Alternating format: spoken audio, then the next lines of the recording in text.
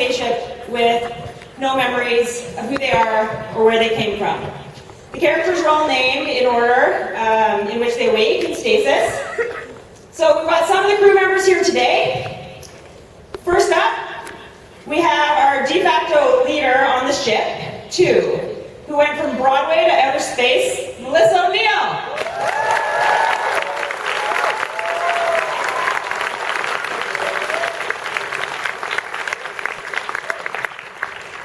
Next, we have the ship's resident rogue, 3, water tracking jerk, Anthony Upgate.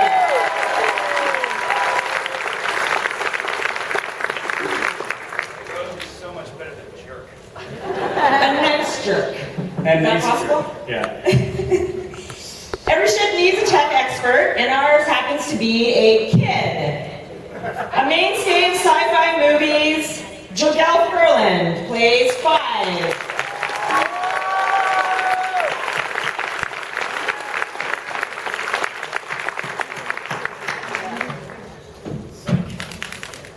Our final cast member here tonight is 6, the criminal with a heart of gold, Roger Cross.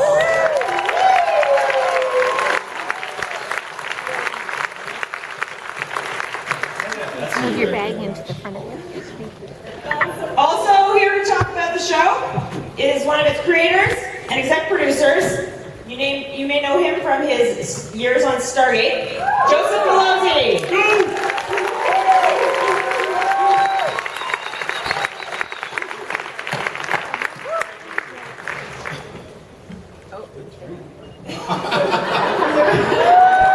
You guys are totally going to be on his blog. Oh, yeah.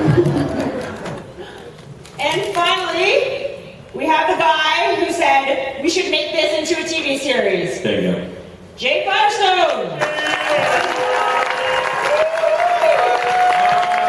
Wait a minute, is that the Raza Jay? Printed on his own 3D printer, ladies and gentlemen.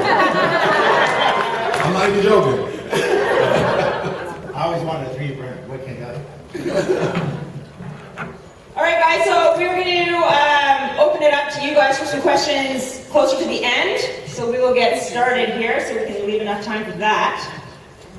One of the biggest themes on the show is memory and how it links to identity. To any of you guys, how do you think this affects, reality? Can you escape your past? And how does it affect who you are? I think it's a combination of both. I mean, that whole, nature versus nurture, all that. You are who you are to an extent, but you can make choices to change things. But the biggest question is, will others allow you to make that change? And will you revert to who you are when you're faced with adversity and say, forget it, I'm just going to be who I am right now?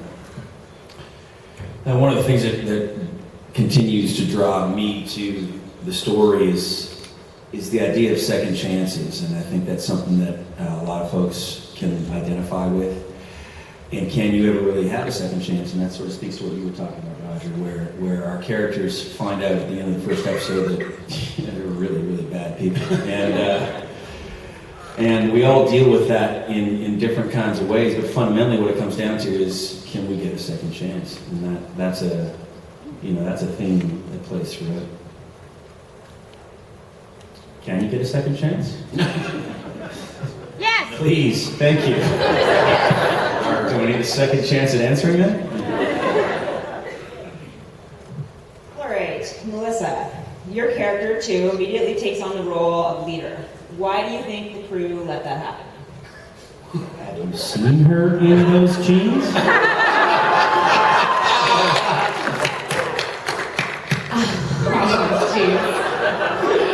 That's 3 talking. That is not Anthony Lemke. I can just say that. He likes blurring those lines, though. Because you're so intelligent. Sorry. She is. I think the reason why 2 is able to take charge and that everybody falls in line for the most part with that, it speaks to the dynamic that they had before their memories were wiped. At least that's what I think, because we're not sure, and we might not even find out what that dynamic was beforehand. But she's got it in her to be that leader. She's intelligent, she's a rational person, and it's hard to argue with her. Because if you get into the throes with her, she's going to be fast and furious, and she's going to get inside of your head. And we kind of saw a bit of that in the pilot. But I think it also speaks to who these people were before their memories were wiped, and that's why they listen. Even this one. He can't help it.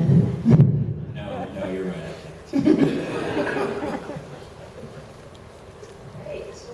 Anthony, 3 immediately antagonizes most of the people on the ship. Is it fun playing the rogue? Yes.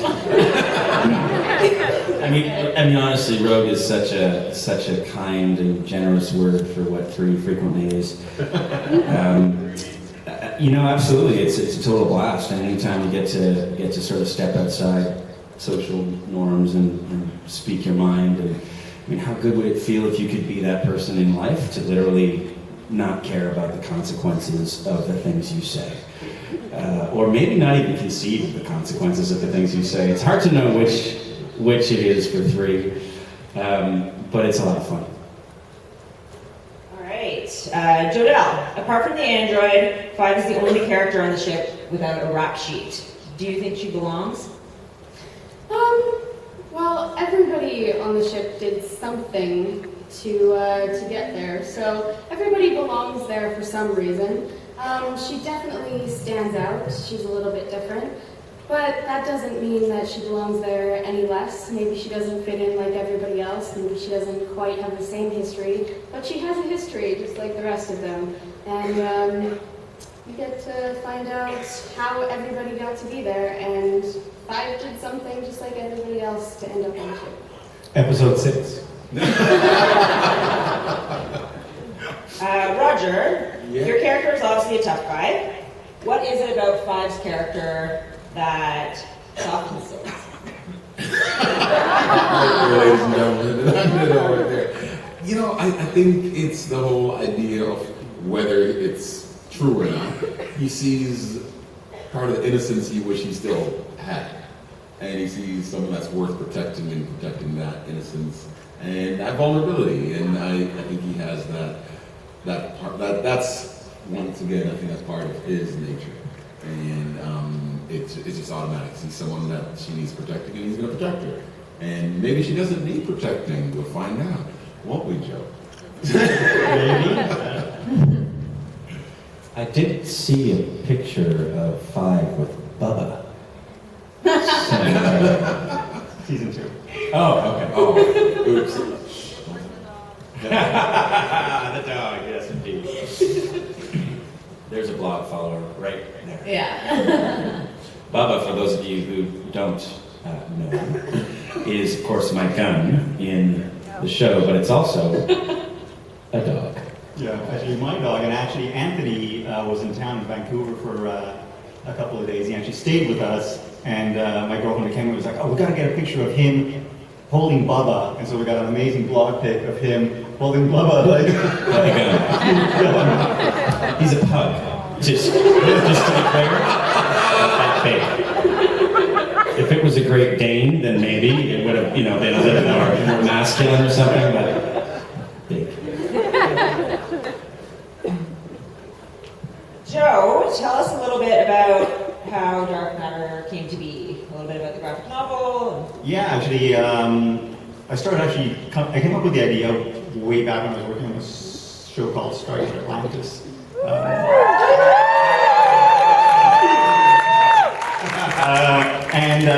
The idea was once the show ended, I would actually, roll out Dark Matter. The only problem was the Stargate just never ended. I mean, basically, we joined in season 4 of SG1, and they were like, "Oh, we'll go to season 5, and that'll be the last one." And then we got picked up for 6 and 7 and 8, and Atlantis went 5 years. Then we rolled into Universe, and so in that time, I had plenty of time to actually really flesh out the story and the backstory. So, I mean, that's one of the things I kind of promise everyone is that we're piling up the questions, but we're going to have a lot of answers and a lot of shocking surprises along the way. So we're not going to leave you hanging, for one. In any case, I developed the show over many years. Talk to Dark Horse Comics. You want to? I talked to Dark Horse Comics, and they were like, great, let's do it as a comic book series. So we did 4 issues, we collected into a trade paperback. But the idea was always to have it end up on TV. And then I ended up partnering with this man to my left. And I can't say enough about what a fantastic job he did, just really hustling with Vanessa over here, and just putting together the financial package that greenlit the show. I mean, other producers still ask or wonder how he did it, and I don't know how he did it. I don't really, not that I don't care, but I appreciate the fact that you did it. Otherwise I don't know, I'd probably be working a llama farm or something. I was bored. All right, Jay, you've done a lot of series over the years. What made you think, okay, let's do a space series? Well, we were towards the end of a show called Lost Girl. Wait, some of you guys are Lost Girl fans? He got a big yeah. Well, we were coming to a point where our show Lost Girl was mature, let's call it that. And actually, Vanessa and I ran to New York to talk to Sci-Fi Channel, and we said, what's the future of Sci-Fi Channel? And the Sci-Fi Channel wanted to get back to some of its roots and wanted to do something in space. So I don't know if they're going to hear what I'm about to say. I pretended I knew what I was doing, and I said, I got something, and I'll do it. And they believed me. I jumped on, and I came back, and I ran through my desk, because I knew there was this graphic novel on my desk somewhere under a whole bunch of paper. And it was his. And I knew these guys, I love these guys, because they don't just write a show about a spaceship. They write a show about characters.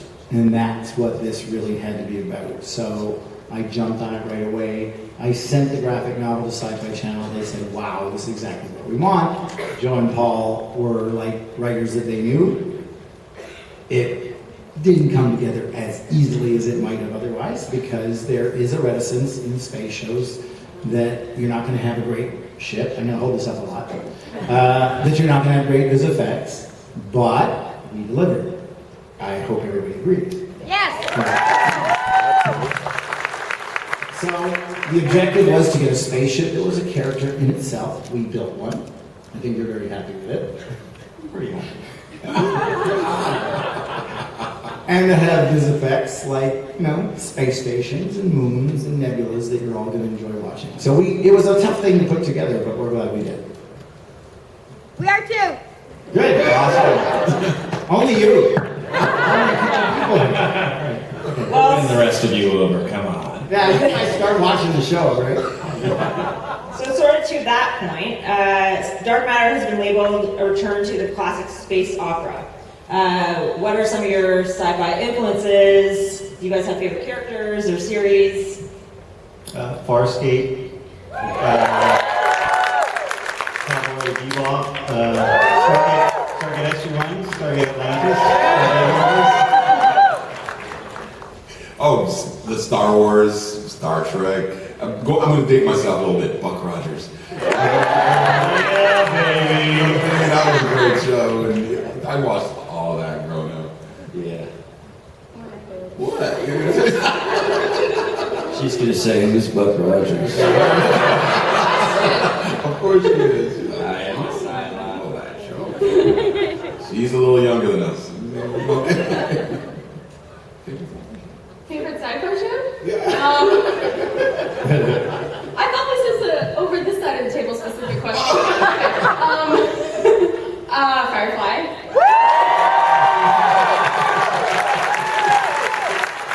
Doctor Who. I've done a lot. I'm just gonna stop there, or I'll just keep talking. Yeah, well, I mean, obviously, what Raj said goes for me too, but there's a couple of, well, Dr. Who, I remember, when I grew up, my parents were kind of anti-TV, this is kind of the last laugh, this is how I make my living, but we had like a UHF TV that you had to like tune like this, and it was black and white, and everyone else already had like VCRs and massive color TVs with cable, and I was like, tune. And Doctor Who is one of the shows that I could watch. And yes, that was always a pleasure when it actually came in just right. And Space 1999, of course, too. My first TV crush was a certain alien, Space 1999. Is it my turn? I have nothing left to say. I'm so unprepared. I think when I think of that genre, like the biggest thing that sticks out into my head is not a television show, but actually a film that was always being rerun on the TV, and it was Alien. Yeah, that's a wicked film, and Sigourney Weaver was just so incredible in it, playing. Wait, playing two? Playing a really powerful woman. Yeah. Yeah. So I think that's a pretty huge inspiration and something that I really love. Yeah. Yeah. All right, we're going to show you our first clip from episode 6. So that is not even airing tomorrow night. So we'll give a little shout out to our other cast members who couldn't make it tonight. Zoe Palmer, Laurie Jr., and Mark and David. They're missed. So Dark Matter is obviously a big ensemble cast. What is it like for you guys working with such a big group of people? So much fun. It is. I mean, I think it's wonderful that we get to explore 6, 7 really different stories, and I think that when people watch it, I know that when I watch it, there are moments when I'm identifying with one person, and then all of a sudden my own alliances kind of shift all of a sudden because I identify with somebody else, and I think that there's always a character that you'll be able to connect with, and sometimes you won't, and you'll be able to connect with somebody else. And I think that that's one of the great things about our show, is that we have all of these different kinds of people that are very fleshed out. They're all well-rounded, real people. But you got to be patient to get there, and that's kind of the neat thing about our show as well, where we do start off as blank slates, and that is what it is, and that's in the DNA of the show. And then, to speak to what you were saying, the entire ensemble, Joe and Paul did such a really great job of subverting your expectations as the season goes on. You'll identify with someone and you'll put them in a certain box because people behave certain ways, and then they'll do something like what 2 did the last episode, kill 5 people as an extreme overreaction. You say overreaction, I say totally calculated. There you go.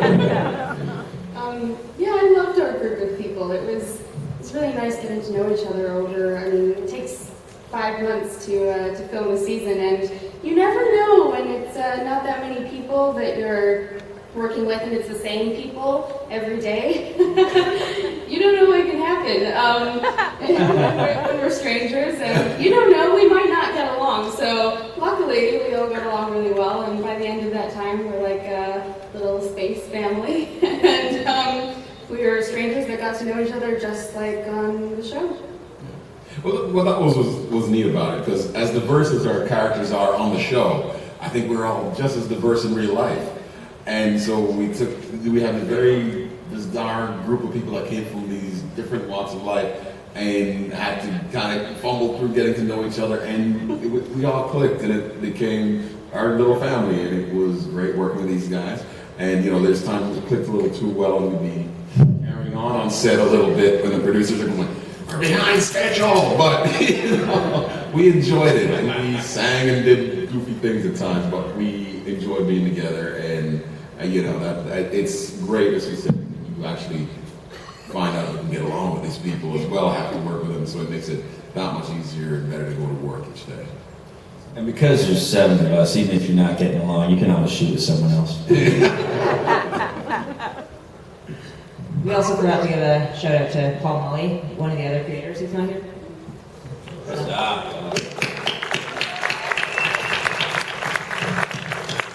So Jay and Joe, this question's for you guys. This series has been very well received so far. Why do you think that is?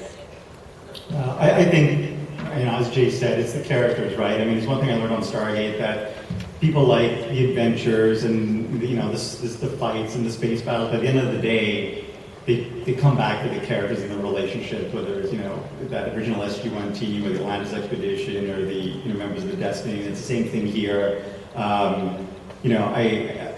I think viewers, I mean, it goes as far back as the original Star Trek. They tune in to kind of this extended family every week, and these guys are kind of like this extended, dysfunctional, family, and just a really interesting and as Roger said, very diverse group.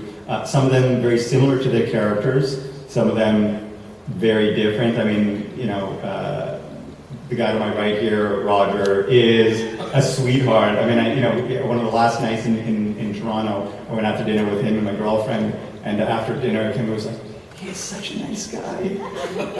And he is, and you can feel that, on screen. And Melissa is, I'd say, pretty much the kick-ass she portrays on the show. I mean, she can really kick ass. One of the things I mentioned is the fact that she does almost like 90% of her own stunts. She goes in on weekends, she trains, and she gets beat up bad. Jodelle is someone I worked with, what was it, like 8 years ago on Stargate Atlantis, and she was so amazing on that show. She played Princess Harmony when she was 12 or 13. She knew all her lines, she knew all of the other actors' lines. So basically when it came time to casting our rookie 5, I was like, we have to have her. And then Anthony Lemke, I think, is as far, in many ways, as far from 3 as anybody. He's, I was surprised by how many people really hated his character after the pilot, who thankfully warmed up to him after the second episode. But he's a guy who, whenever you bring a guest on set, he's always the person who will come up and introduce himself and just talk their ear off until basically they drag him back. So, amazing. So don't ever come on set. Well, there's a lot of emotions in this show. There's a lot of feelings. There's a lot of sensitivity to each other in the show, and we work very hard on this. If you listen to the music of this show, you will see how we accent every emotion, every feeling with what we're doing.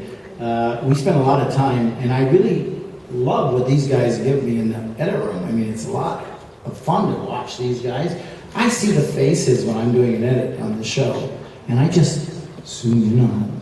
And I say, we're going to concentrate on this because you guys can relate to them. You guys understand them, and that's why you're watching the show. And we try to build that up every chance we can. I think that's working. The show's working very well internationally, too. It broke records in Australia. It's in the top 3. And, all right. Go us. Go us. And you guys are waiting for a certain episode that's coming up from a certain Australian that they like. But it's in the top 3. Yeah, But it's in the top 3 in major markets around the world. And what's happening with this show, the best, and I don't know if this is a compliment, I think it's a compliment we got, is that people who don't watch space shows are watching the show. Because it is about the characters. That's it. In space. Compliment. Okay. Melissa, you came right off Broadway to be on this show. How do you find your Broadway prep differs from TV prep? Prepping for a theater show is different from prepping a television show in that it's much more of a solo project, I think, for the first part of it. When you're prepping for theater, you're in a rehearsal space for weeks, sometimes even months, finessing the details of a character and how they're going to interact with people, with the director, with your fellow players, with the producers. And I think for the most part in television, you're doing a lot of the homework at home. And then when you get to set, it's essentially performance time, and you have input from the directors and the producers and your fellow players, but it's happening moments before the camera's about to roll. So there's a lot more homework involved, which is kind of nice because you get to really bring your voice. Like, this is how I see two. And then the director goes, okay, but this is how I see two. And the showrunner goes, this is how I see two. And everybody comes together, and what we end up seeing as that final product is the collaboration of an entire team of people. So in that sense, it's a little bit different in the order that it happens, but the essence of it is still the same. So that's kind of neat. Yeah, two is not me. Two is a whole bunch of people and how they see her. Yeah. All right, Jodelle, you've been acting since you were two. What attracted you to Dark Matter? Everything. Well, I love sci-fi. Like I said, Firefly, Doctor Who, all sorts of sci-fi shows. I consider myself a geek, and this is the type of thing that I love to watch. So when I first got the audition, and I read the script, and I read the summary for it, I thought, oh my gosh, this looks so cool, I'm so excited to watch it. And then I auditioned for it, and I was like, yeah, we'll see what happens. I found out I actually got it. That was even better. All I could think was, oh my gosh, I get to work on a spaceship. I was so excited. Yeah, so I think the main thing that attracted me was the sci-fi genre. I've played a lot of creepy roles, but never this type of thing. I've never done like a spaceship show. So I was very excited. I've had a lot of fun. Roger, you are a pretty busy man. From 24 to The Strain, Continuum, Dark Matter, you never seem to stop. How do all the roles you play differ? What is it that you like about this role, and how do you manage having a family and all this? It's a lot of Your wife in the room? Excuse me. I'm just tired just listening to that. No, with the family life, it's a lot of FaceTime and air miles, and making sure that they know that they're my priority. And but as I said, I'm across the country basically doing this show because it's such a well-written, wonderful story. And as I said, it is a great science fiction, space opera, all that. But outside of that, as I said, the characters are great. The characters are so well thought out and well developed. And that's what attracts me to anything. I don't care if he's a good guy, bad guy, this, whatever you want to call it. He needs a proper story that develops properly, and gets fleshed out in the right way. And I love that about this, and so it's just fun for me. And he's very different. I mean, a lot of my other characters, they can be a little, tougher, a little weirder, but I like that I got to play still a tough guy, but you see the soft side of him with Clyde here, and it's just a lot of fun to be. Is your family here tonight? Did they come? They are, I think, where are they? Are you guys here? They're walking the floor. Oh, they're walking the floor, they're missing. Shopping and I buying think toys. they're racking up a credit card. Especially the Lego thing. He means the kids. The kids. The kids are racking up the credit card, to be clear. Anthony, you've played a wide variety of roles over the years as well. Is sci-fi more fun, would you say? Yep. Nice. You want me to elaborate? No, that's good. Great. It's a dream come true, to be honest. I haven't done as much sci-fi as Raj. And, there was a period of time where a lot of sci-fi was happening in Vancouver and a lot less in Toronto. And I was a Toronto and Montreal-based actor for a very long time in Montreal, actually. And that's changed. There's a lot of sci-fi now shooting in Toronto, which is great. And when I moved back from Montreal to Toronto, it was right at the top of my list to land a sci-fi show. I love this.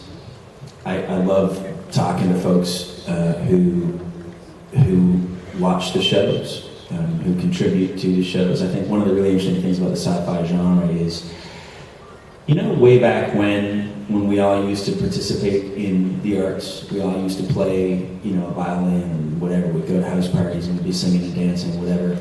I feel like Sci-fi is sort of modern version of that. I mean, you walk the floor out there and people are participating in the story. They're actively being part of the universe that we all are creating. And I think that's just special and beautiful and wonderful, and I'm happy to be a part of it.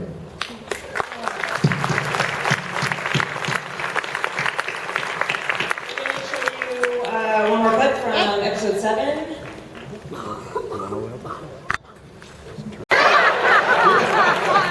Take that, all you haters. Yeah,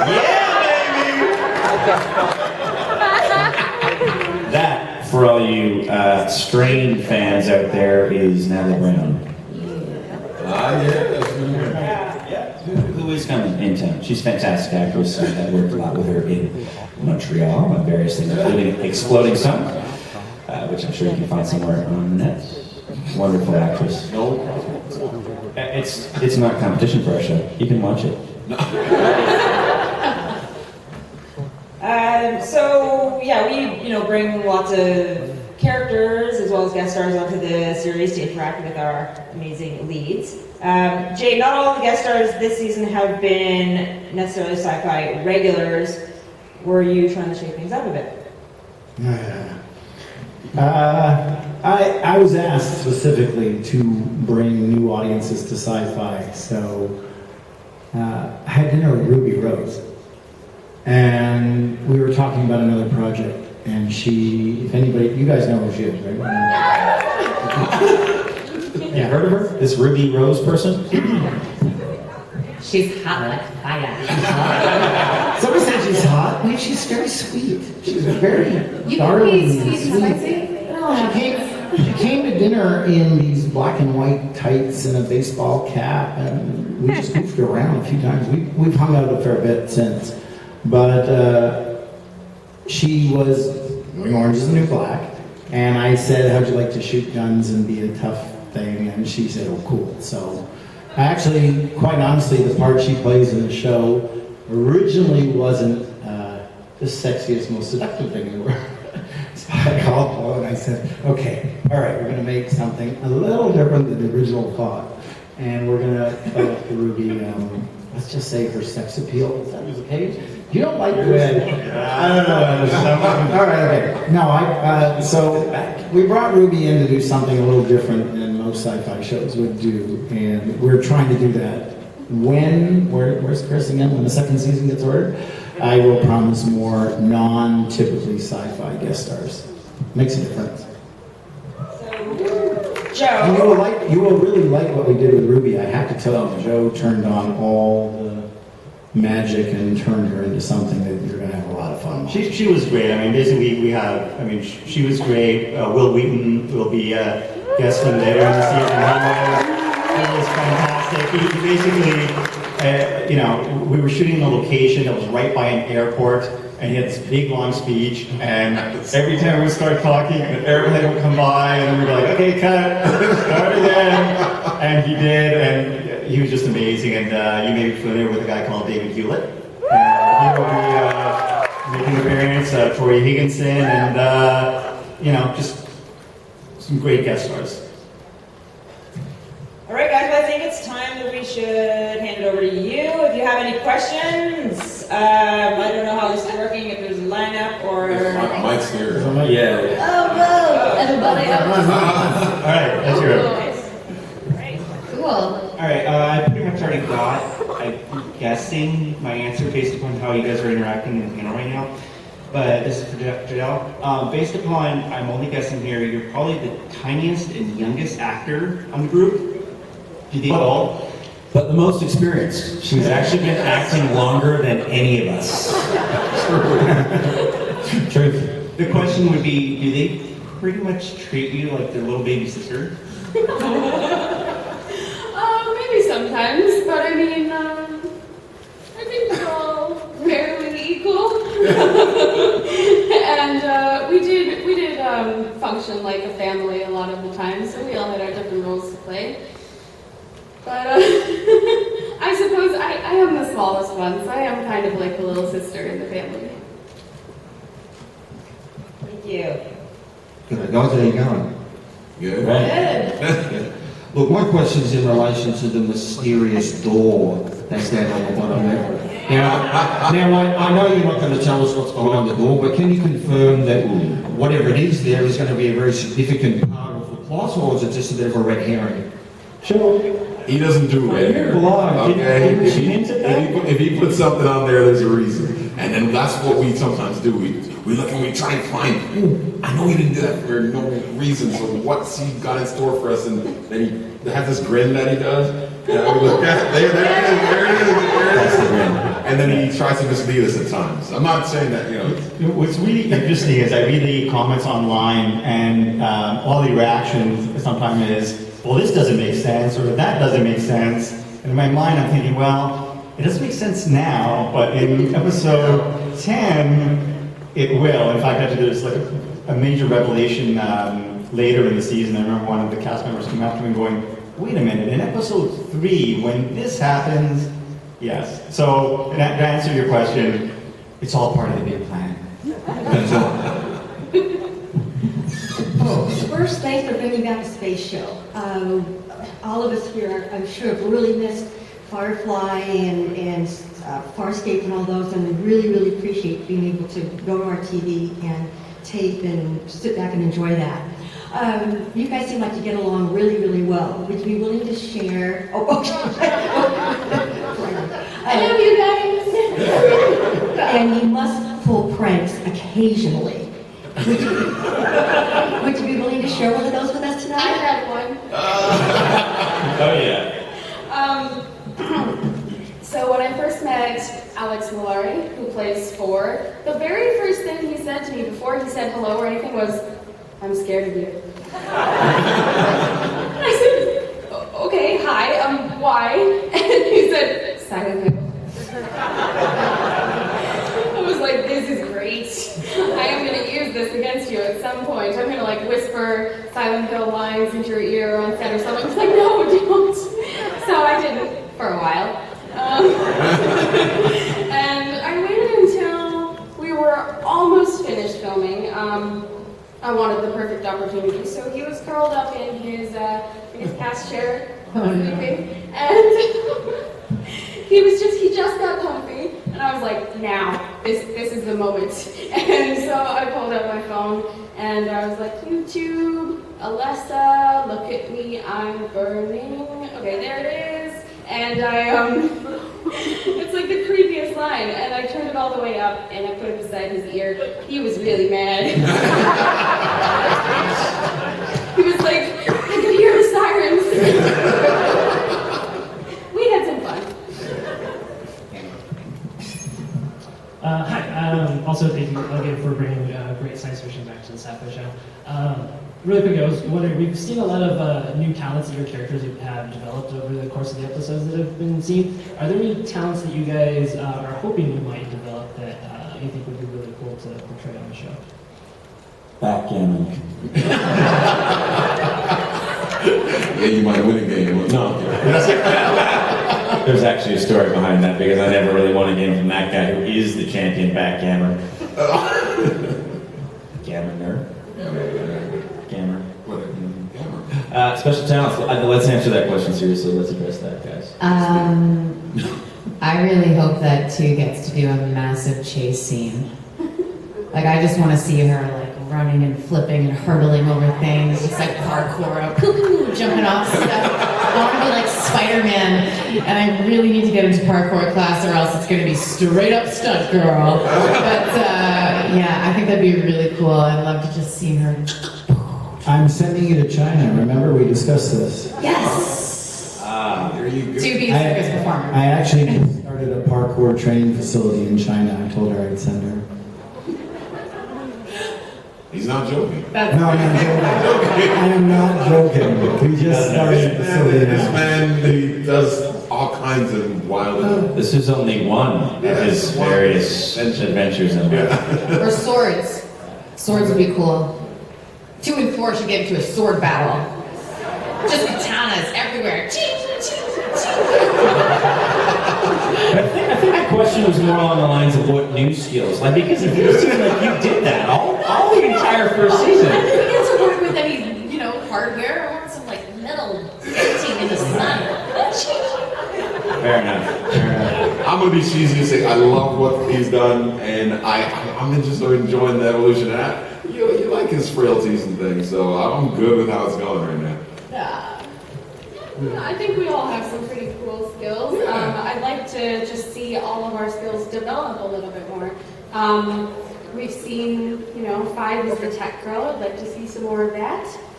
See what Five can do, because we've seen a little bit of what she can do, but I know that all of us are pretty skilled and talented. I don't think any of us have reached our full potential yet.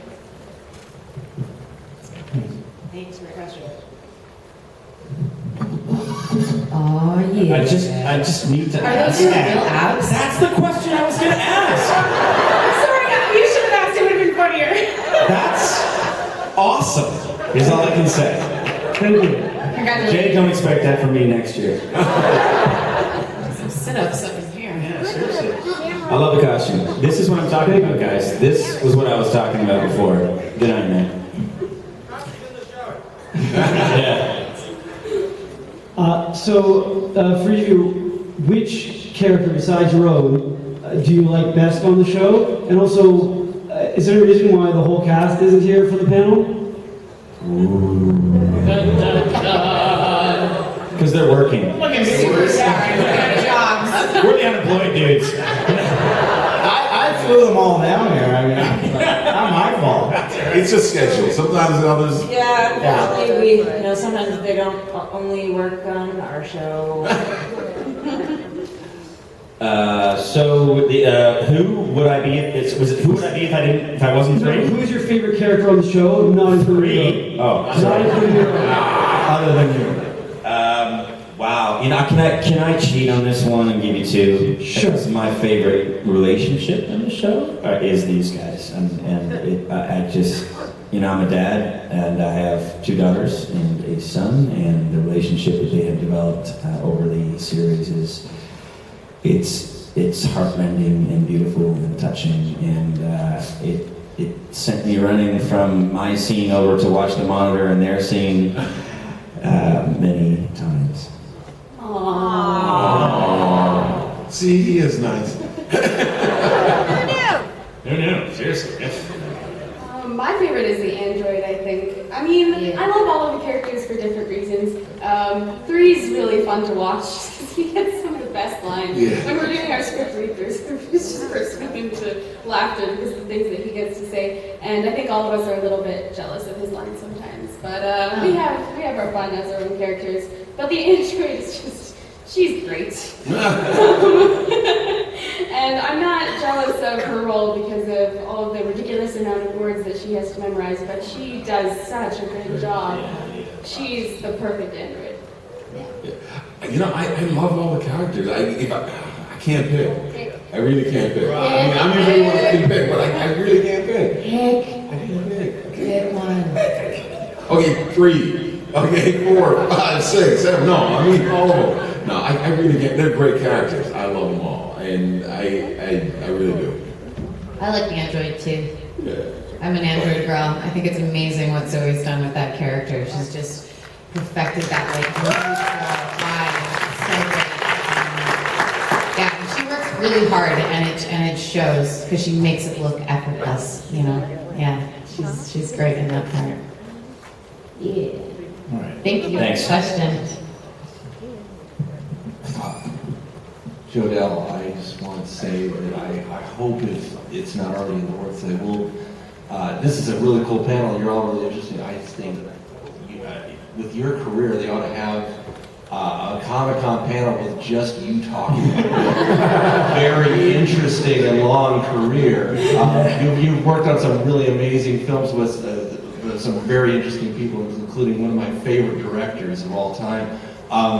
Would you be willing to talk a little bit about how this project compares to other things you've worked on, and or are you a fan of watching horror movies as much as you are in acting in them? Good question.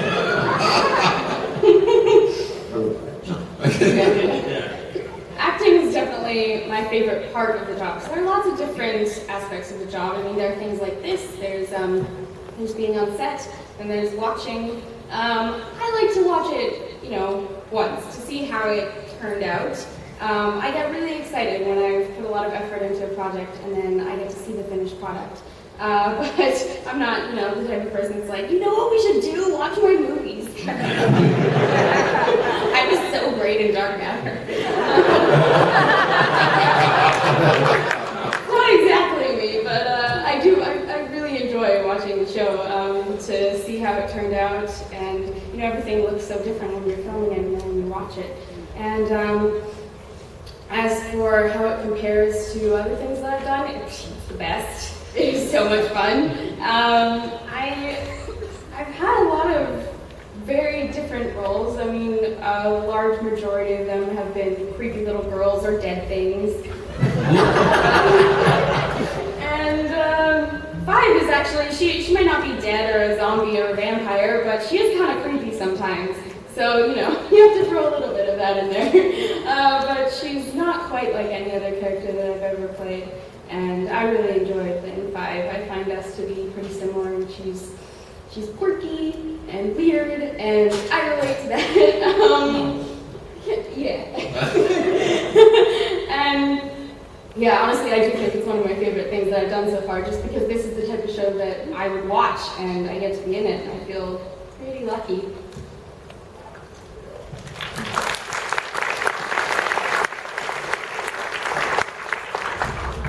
Alright, so over the course of the show, we've gotten to learn a little bit how each of the characters feel about, using just a number as their names and kind of rejecting their past and who they were.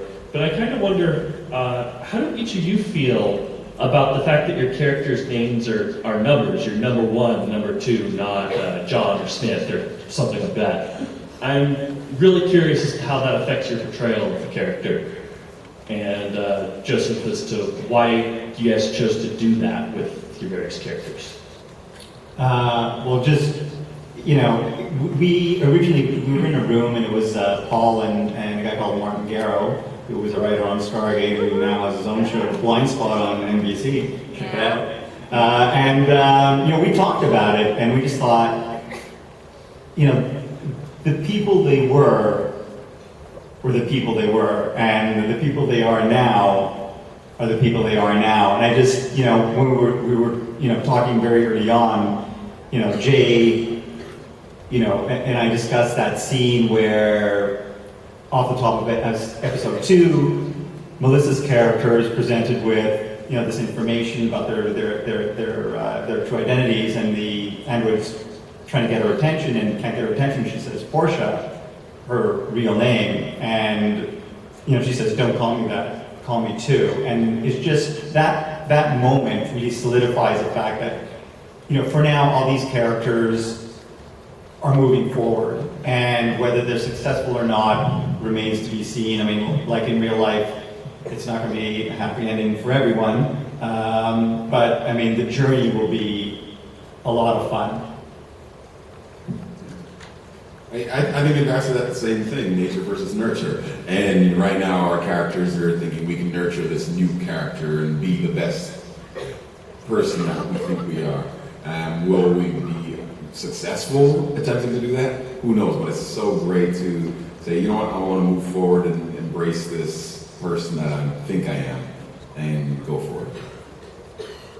Yeah, I think it's very interesting that we're all numbers instead of our names, and it's not like we don't know our names. Well, not everyone's, but we know most of them. And at the end of the episode where we find out all of our names, we don't start calling each other that. We keep going with the numbers, and it really separates it shows the fact that there are two different people who the crew is now and who they were before. They're not the same.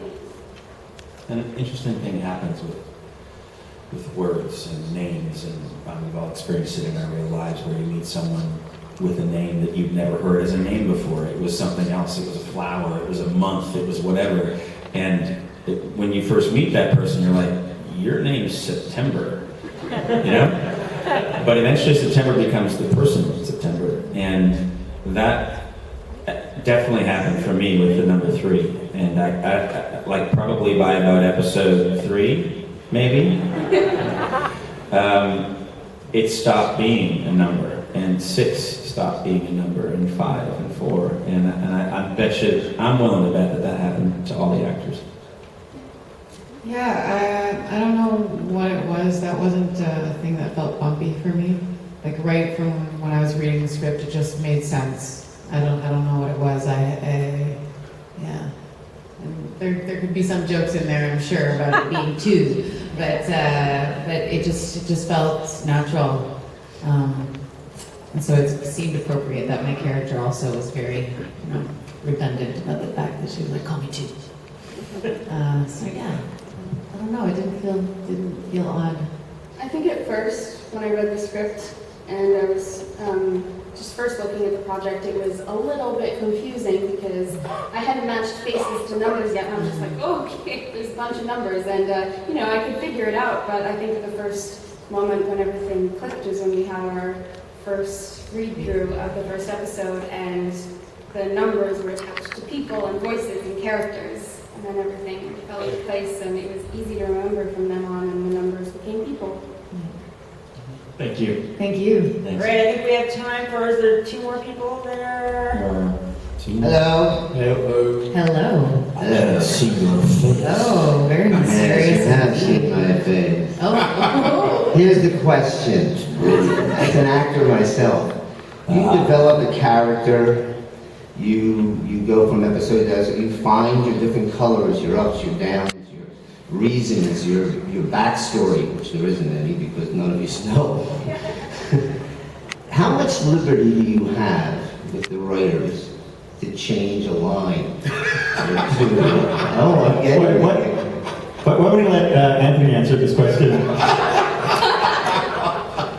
So, you start with the script. Joking around.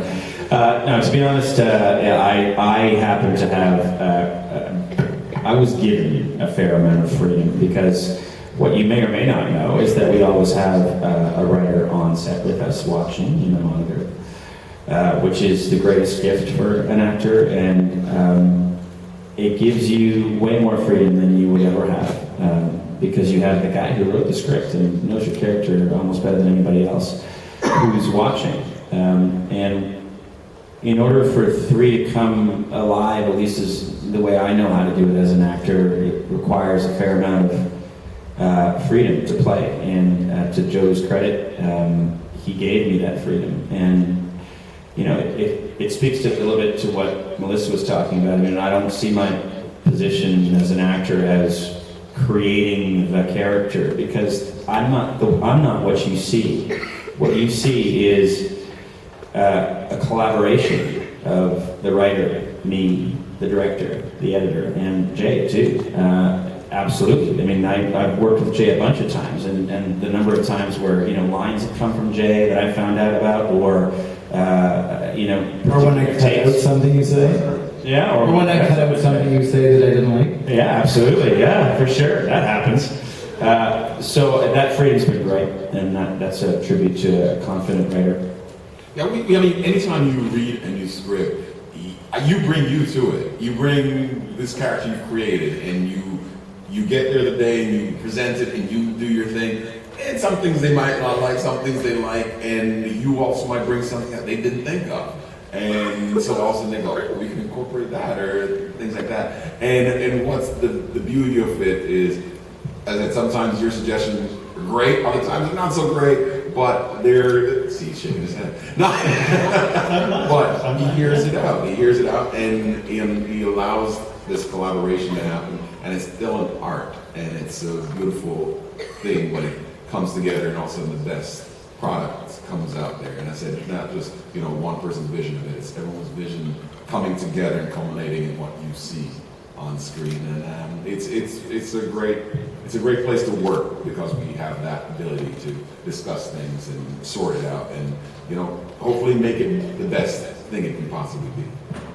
Yeah, to be honest too, Joe's really great at saying, yeah, not that one. So he has the last word.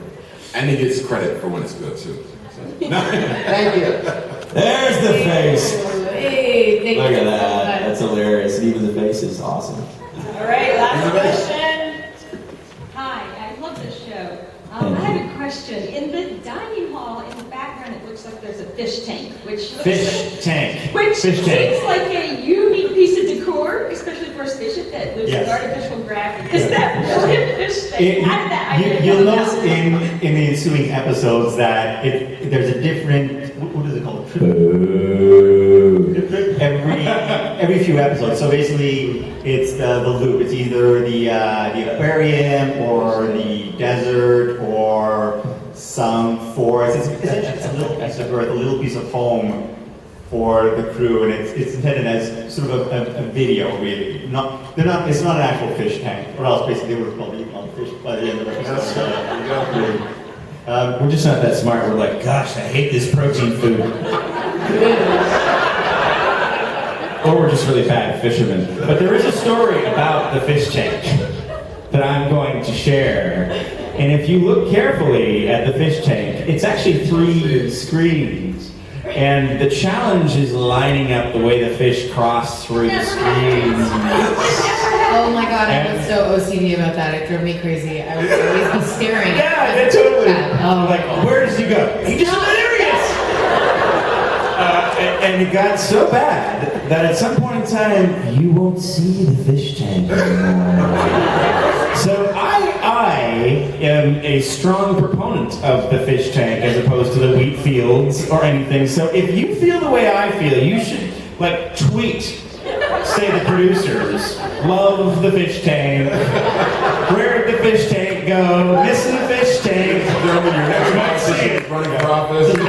In season 2. Team Fish Tank. Team Fish Tank. Before we go, The fish don't line up, I love it. Before we go, I want to mention a big thanks to Dark Horse Comics as well. If you guys want to meet the cast tomorrow, we'll be signing at the Dark Horse booth. 3 p.m. 3 p.m. A big thank you to Sci-fi for bringing ship-based sci-fi back to television. A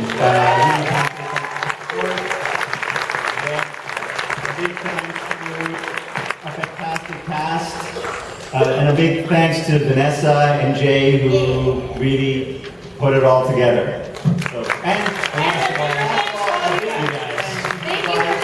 you. Supporting the show. And thanks, John, for creating the show, ladies and gentlemen. John Paul.